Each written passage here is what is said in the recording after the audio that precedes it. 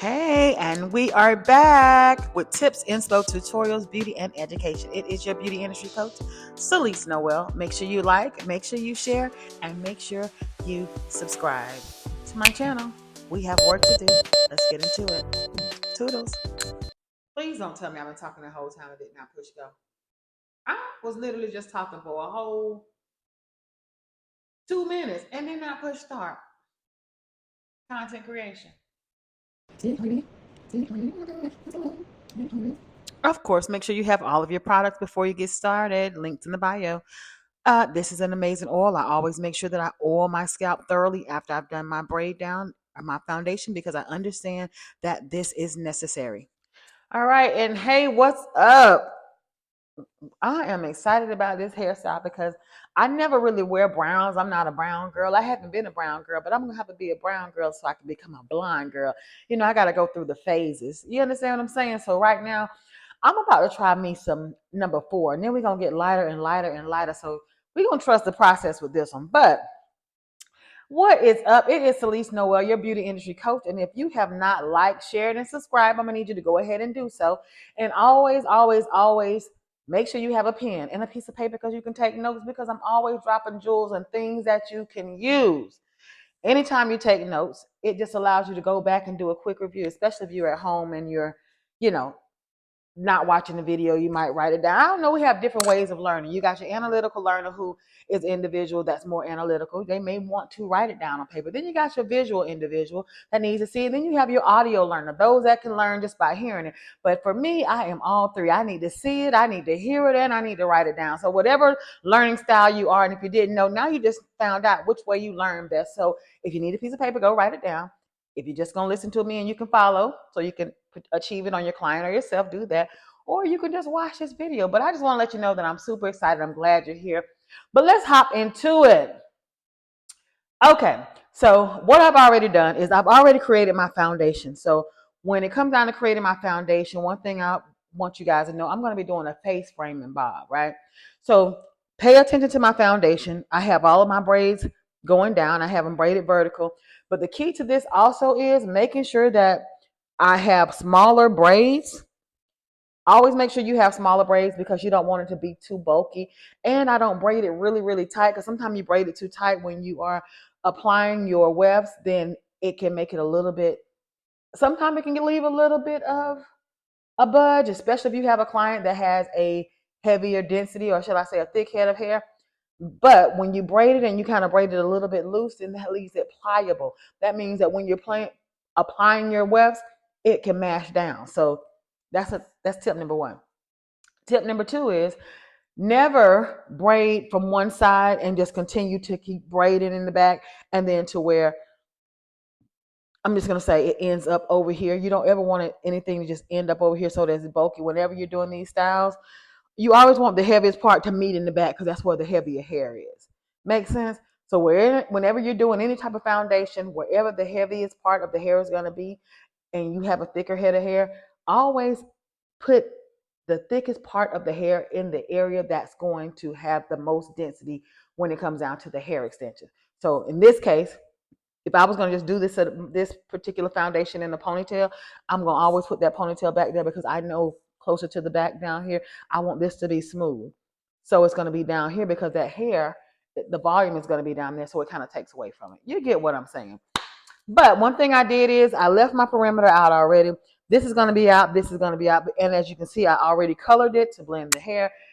I left this sleeve out because I want to blend it to make it look as natural as possible.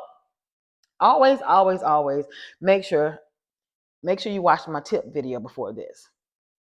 The tip video talks to you about why it's not wise to color your whole entire head. So you got to go watch that so you can understand. I just colored this leave out in my right here, areas right here, my front hairline. And let's get into it. Oh yeah, and if you've been following me for a while, then you already know what time it is. If you're in the salon, ladies, and you are using it straight out of the bottle on your client's hair, I'm just gonna say you charge them $150 or above to do a quick weave. I'm just saying, even if you charge them $50, it's all about professional practices in your business. You should not be just using the morning glory straight out of the bottle and just pouring it on there. I know people like, girl, please, yes, I'm talking about professionalism, giving people an experience.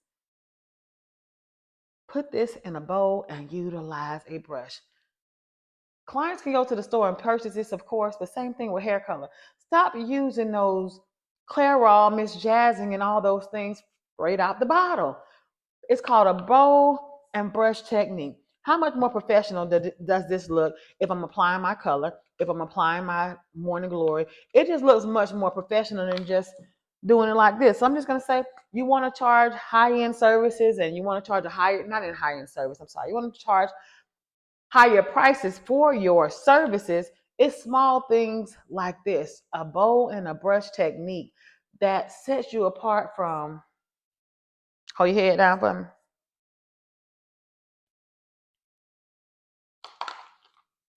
I mean, I'm just saying, you can do what you want to do because that's the industry we're in, and we know we're in that type of world. But if you're gonna be coming out here on my channel, I am gonna continue to be your beauty industry coach and motivate you to do things so that you can present yourself in a professional manner because they're watering down our industry anyway. So if you want to be set apart, do things in a way that everybody don't do that, and that is use a brush and a bowl. All right. So I am going to apply my morning glory on top of my hair and then put my stocking cap on. The reason I'm doing it that way instead of putting it on top of the stocking cap, because do you know, I'm on my workout journey, right? And I noticed that whenever I work out and come back and I'm doing my hair, I notice when I'm combing it, I'm like, where's all this white stuff in my hair? And it's the morning glory. That's because I've been sweating. I put it on top of that stocking cap and then I lay the wefts on top of the stocking cap. So I've been doing both. Morning glory on my hair, stocking cap, morning glory on top of the stocking cap.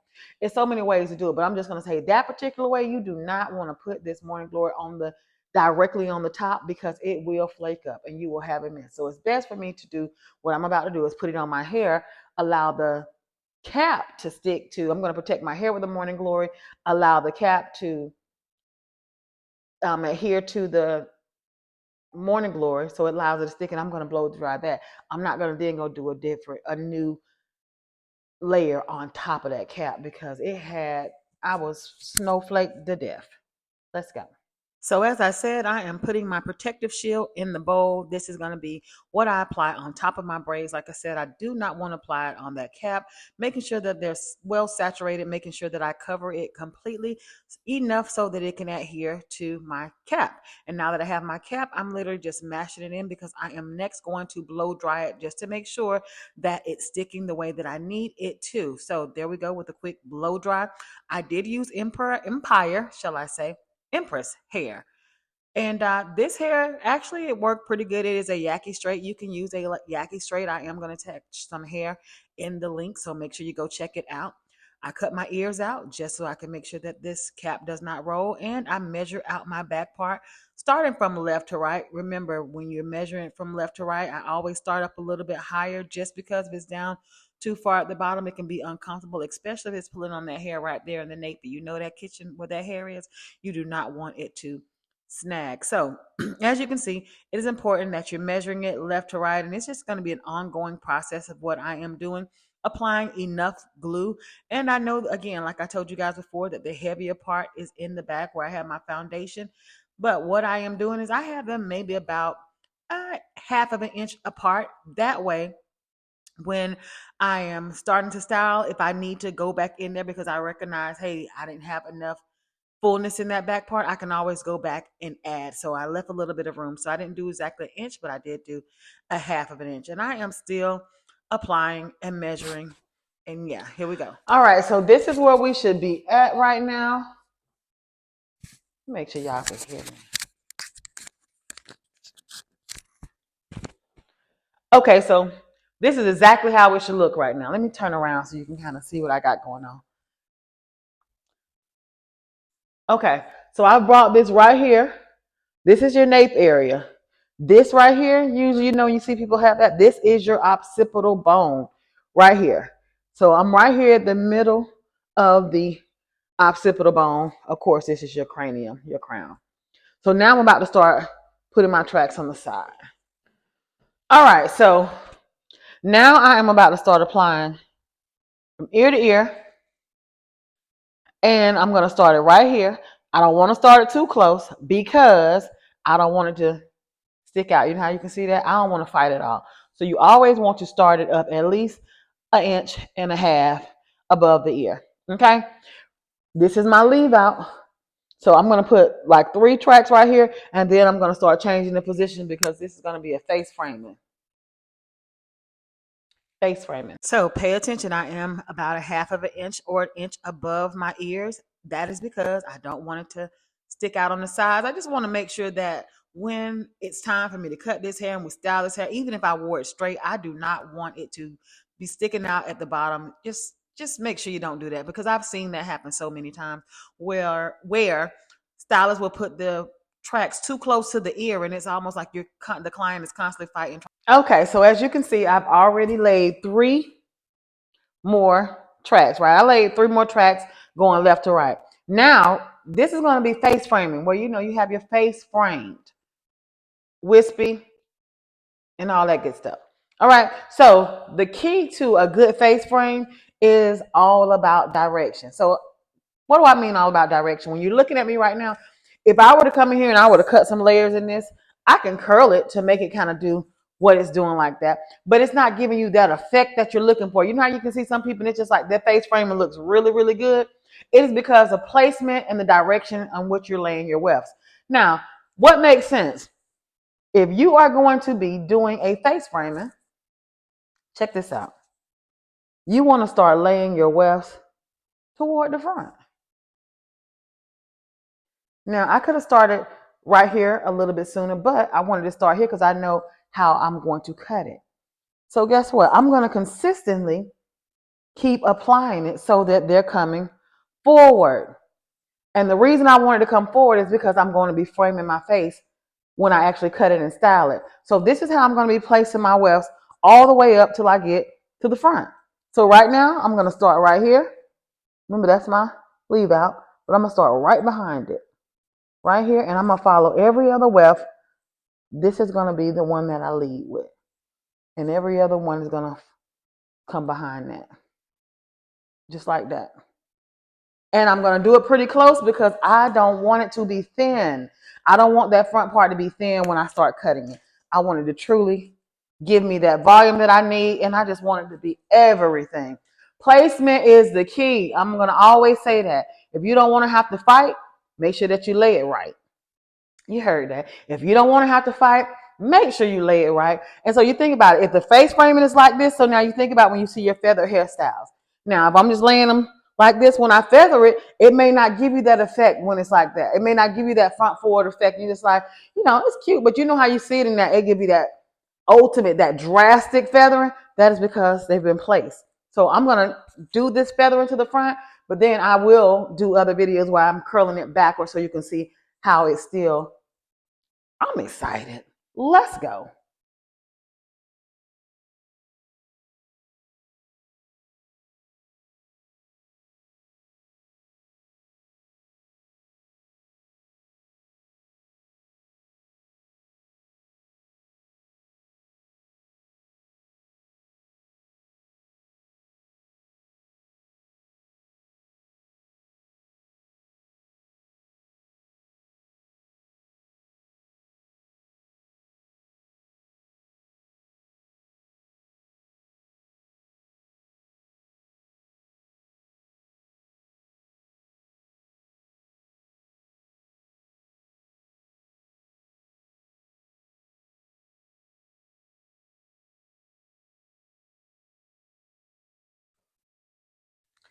So now, as you can see, I've already started to angle it right here in the front in the bang area. And I'm going to do that because I'm going to at times want me a little bit of a wispy bang. You feel me? I may or may not. I'm going to play with this. But all I'm going to do is continue. I'm going to put like 3 or 4 more, maybe about 3 more right here, just for the thickness. And then I'm going to close it off in the back and we're done. That's it. Straight to the point. This is a easy hour style, honestly. If you do your foundation, well, with the foundation and all that included, I'm gonna say an hour and 15 minutes, because really all I have to do is curl it and bump it. It doesn't. Now this you can really call this a quick week. You really can, because it's pretty quick. It doesn't take long at all, because it doesn't require you to do all the little small pieces, and we're not doing anything too much that requires a lot. It's not, over the topish. You don't want too much hair. You don't want to overdo the hair, but you want to make sure that you have enough hair. If you get what I'm saying, you want to make sure that you have enough hair. Like right now, I want this to be just slightly fuller, because what happens is when if I were to cut my layers right here, see how that'll be thin? Layers is always going to give you some volume, some depth. It always gives you that appearance, because whenever you apply those layers right here in the front, it's going to give you that fullness around the face framing. But I don't want it to be too heavy, where it start looking like an old lady. We do not want that. So here we go. And that's another thing is when you're doing your hair yourself, I'm just gonna say, when you're doing your hair yourself, you already know I believe in take your time. Take your time. There is nothing worse than a fast stylist. She do your hair so quick. I mean, you can do. Let me make sure I say that right. A fast stylist that actually does hair fast, and she do a good job. Me and her, I can rock with her, because I understand her. And when I'm doing hair, sometimes depending on what I'm doing, I'm that chick. But there's no need to rush and do a client's hair. I know they have to go, but I can tell you this: if you want to eliminate some headaches, take your time. Do it right, because the last thing you want to do is call back. Hey, I just left them up there. I liked it when I was up there, but I don't think I liked it. Something just ain't right. Something just ain't right. I don't know. I don't know. You have to see it. You tell them to send you a picture.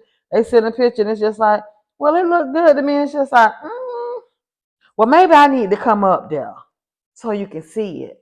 Here they come. Then you're like, well, what part you don't like? You don't think that this need to be? I don't know. I don't know. A lot of times clients don't know. She's telling you the truth. She really don't know, stylist. Y'all know what I'm talking about, client. She really don't know. She just know that something is off.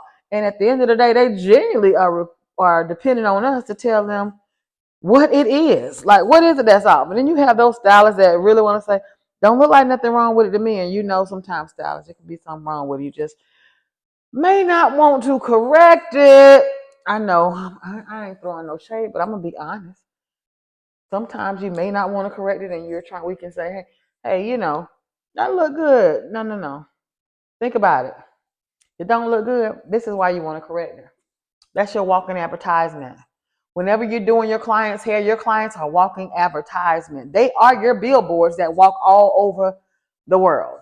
So whenever you do a client's hair, that's why you want to make sure that you're taking your time, that you want to do a great job, because whenever they leave your chair and they go out into the real world and they see people and they're on social media, that is walking advertisement. They paid you to advertise for you. So you do your best so that we can really get back into the whole swing of word of mouth. Word of mouth is your biggest form of advertisement. Let me say it again. Word of mouth is the biggest form of advertisement. When you're building a clientele, giving out cards and networking, those things are essential. Those are key strategies that you should execute to get you some clients in. But I can honestly tell you, the biggest form of advertisement is always going to be word of mouth. Somebody told them, especially if it's somebody that they like, they trust, and they like. She's always fly. My homegirl just told me today, she was talking about some Botox. And it's a young lady that's on social media that she absolutely loves how she looks. She's like, oh, I reached out to her and asked her, where did she get her Botox done? And guess what? She just went and got hers done. And when it paid, I think she said like $700, whatever, to get it done. And it looks really, really good. But word of mouth. She saw her. She trusts her. She's been following her.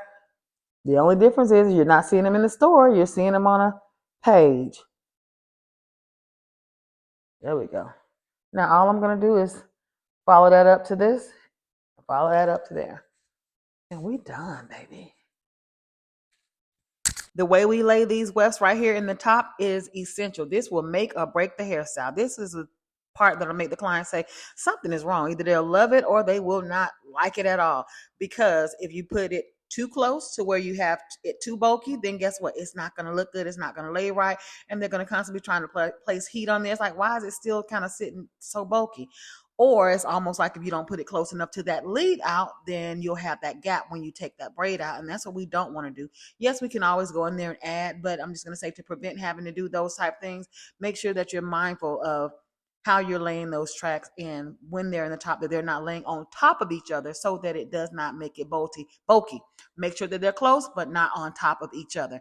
We will lay them on top of each other if we were trying to give it some height. But in this case, we're not. We want it to be smooth. We want it to look good. And we want it to look super natural. And that's the whole goal. So again, take your time. I did speed this up just because I'm just repeating the process over and over again. Make sure that you're applying pressure and applying heat. Okay. Okay, so this is exactly what it should look like. As you can see, I've laid those tracks and it's pretty much, you see back there, it's just straight in the back. That's it. All I'm about to do is cut this cap. As you can see, it should look exactly like this. Now all I have to do is just cut this cap, take this lead out, down, silk it into this hair, and we're gonna cut it and bump it, and we're done. Please make sure you cut that cap. Make sure you cut all the excess part of the cap, because what can happen is if you don't cut it all off, when you comb it, it'll get snagged into the comb, and it also can cause a headache for your client if you forget, because I've had that happen. If you forget to cut that cap, and she's going to be calling saying, I have got a headache, this is too tight, and it can all be because of that cap. Now let's get into the most important part of actually doing a natural face framing quick weave. So the first thing you want to do is you have to find a guide. You're finding a guide because you need to know where you want to start, and it's going to guide you to cut your first side and then your next side, because you need a guide. You need to know where you're going. So looking in the mirror, making sure that you are looking for the balance, looking for how short you want your first cut, where you want that first cut to take place. If you want that first cut to take place, I'm just going to say in that cheek area, then, if you're someone that wants it a little bit higher, a little bit closer face framing that kind of like slenderizes that cheek area, you can do it there. Or you can bring it down further. It's all about where you want it to start. So let's talk about how I'm cutting this. So as you can see, I'm going to cut my first guide. And whenever you're doing a face framing, you want to make sure that you pulling the hair forward, and you want to make sure that you are allowing it to frame your face. You see how my hand is actually going in a diagonal? I'm holding my fingers diagonal. They would call this a diagonal hole. So I'm going to cut parallel to my fingers. So where I have that comb at, and I'm using my nose, at the tip of my nose as the guide. I'm going to over direct that hair. Remember, the further the hair travels, the more hair you leave. So I'm pulling that hair to the front, and then I'm going to make my first cut. This little hair right here is disrespectful, and I got to clip it out to get it out of the way. Whew. All right, let's get into it. Okay, so now here we go. I am going to allow the tip of my nose to be my guide. Right here, the tip of my nose where my nails are. And the first thing I'm going to do is I am going to cut parallel to my fingers. When I say cutting parallel, you just think about railroad tracks. You see how the railroad tracks are even? You have two lines. So the way I'm positioning my fingers is the same way I'm going to position the shears and make this cut. So it's diagonal. I'm going to cut diagonal. And what I'm doing is I am just cutting that hair, and I'm slithering. Now, you're doing it yourself. When you're doing it at home, take your time. And another thing is make sure that you're looking in the mirror, but take your time. This is nothing to rush. You could use a razor. You could actually use a pair of clippers to just zip. It can make it a lot faster. But in this case, I know the look that I'm going for, and I kind of like want my ends to be somewhat of a slithered effect. So this is what it should look like so far. You see how that cut is cutting, and I'm utilizing the hair that's previously cut as my guide. So you see that I'm guiding it, and I'm still going to pull that hair out. I'm still holding my fingers diagonal, and I am cutting parallel to the position of my hand. And I'm going to do this on both sides to repeat it. So as you can see, that whole section right there is diagonal. Don't hesitate to go back. I'm having a little difficulty because I should have been using me a cutting comb. I use this rat tail comb. Why? Because as a stylist, it was right there. Now I just grabbed it. But you see that? I'm getting excited. Yes, that's what it's supposed to look like. I already see the vision. So think about it. If I want to wear that straight, I technically could just cut the other side and wear it straight. Just blend my hair in and I would already have a look. Remember, guys, you do not want to be the stylist that has to curl hair a certain way, freeze hair in place to hide behind a style. Meaning you didn't know how to cut it, so you knew how to curl it. So the curling is what made it look good. It's not that the hair is actually cut good to where if I don't have any curls, my hair still looks good. You are hiding behind styling. Learn how to cut. Again, I'm going to do the opposite side the same exact way. Now I'm going to look a little bit dysfunctional because at the end of the day, this is kind of uncomfortable, but you already see what was achieved. Same exact thing. I'm making sure that I'm using my hair as a guide on the opposite side to guide me along the way on the right side from where I'm looking at. So again, I had to go in there and cut a little bit because I kind of took that up a little bit too high. So take your time, pulling that hair out, angling my fingers diagonal, and I'm going to cut. Now, again, I think if I would have used a razor, it would have been a lot easier, but me just being who I am, I just said, forget it. Let's just get right into it. Now, cutting hair again, let me make sure that you understand that I'm doing a slithering technique and a little bit of notching on the ends. Yes, baby. Why do I love this already? I'm just saying. So now all I'm doing is holding this hair out. I'm putting some layers down here at the bottom. I'm actually holding the hair out at 45-degree angle and I'm cutting some layers. Now, I could have over directed it. And when I say over directed, I mean pull it straight up and cut it. But the look that I'm going for, I just really wanted to just do some freestyle cutting and I'm just cutting again. 45-degree, holding that hair out, and I am still doing some slithering. And slithering is when I'm actually opening that comb up, a little bit of slicing, opening that shear up, shall I say, and I'm just sliding it down and I'm literally doing it, opening the shears back and forth really, really fast to make sure that I slither it. A razor will give you the same effect. So don't get nervous. That's all you have to do is get you a razor. Okay, so now let's get into styling this whole thing. So now, as you guys can see, I'm starting to color my hair because I am ready to switch up on some hair color. So you guys look for 2026 to be, I'm going to go, you'll see, I ain't going to even tell you, but I'm doing it the safest way possible. So I lightened my hair some and I kind of made, I'm just going to say I matched it as close as possible. I could have did this a lot easier by utilizing some color remover like CPR, but as you can see, this is exactly what it should look like. And I'm just going back through it and kind of doing some customized cutting to make sure that I put those layers in the back because when I get ready to do my face framing and my styling, I just want it all to flow the way it's supposed to flow. Now, here is time for the process, baby. Remember, every time you're starting here, I always trust the process. You hear what I'm saying? Now, whenever you are doing this leave out, because you don't want to make that hair too oily, I always like to place it on my hands. I'm putting it on my fingertips so that I can put it around my hairline. But as you can see, I'm not just utilizing that stick and placing it on there. I put it on my hands. I kind of rub them together so I can warm it up. And I'm not dragging it all the way down. I don't like for the hair to be too heavy. And this particular hair, is I'm just gonna say it already is a like a coarse yaki texture, even though it says silky straight, still kind of has a coarser texture to it. So it blended well, but again, I notice how it actually will take that oil instantly and it'll weigh it down. So be very careful with that. So if you just need to put a little bit on there, put a little bit on there. You can always add, but you can't take away. I mean, the only way I'll be able to remove that oil is if I were to go and shampoo the hair, and we know we're not about to do that. All right, let's get right on into it. Let's talk about what's taking place here.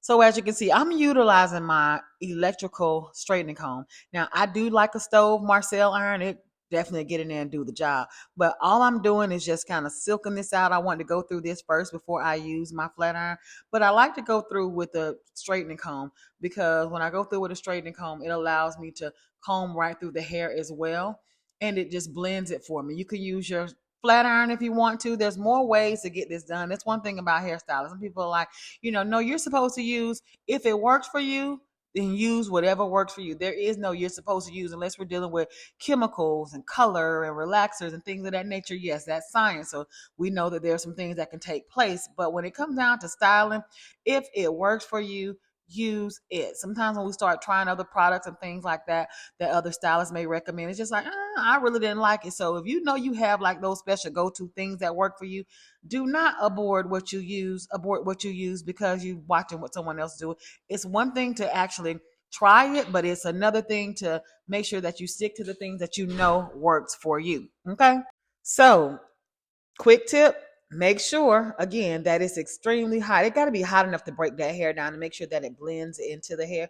This particular straightening comb, it is doing the job for me. However, I had to go ahead and turn it on and make sure that it got hot enough. But your Marcel stove, if you know how to truly use a Marcel stove, now this isn't for you beginners that don't know what I'm talking about.